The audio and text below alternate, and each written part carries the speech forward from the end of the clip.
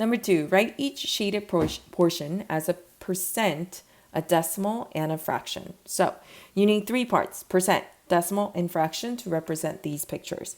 B seemed to have been something that was really easy, but A, people did not count.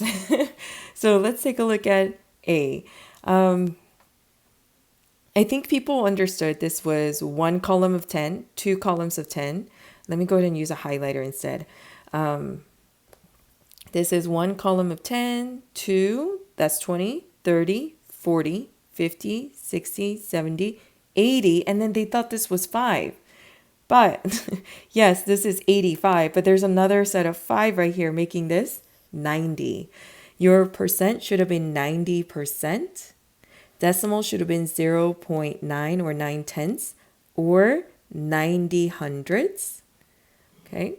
And fraction should have been 9 tenths or 90 over 100. When I say or, I took either one of those answers. It was a point for each. So if you got anything less than 3 points, you need to make sure that you get this corrected. Excuse me. I'm going to go ahead and go through B in blue, so that way you can tell the difference in the work. And when you're maybe like moving through the videos, if you made a mistake with B, you know which one to watch. The parts that are shaded in B are 1 tens, 2 tens, 3 tens, 4 tens, and 5 tens, making this 50. So 50% of this 100 grid is actually shaded. So this should be 50%.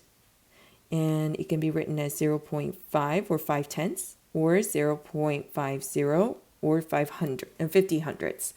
And then for fraction, it can be written as 5 tenths or 50 hundredths, or of course the most commonly known, half, 1 over 2.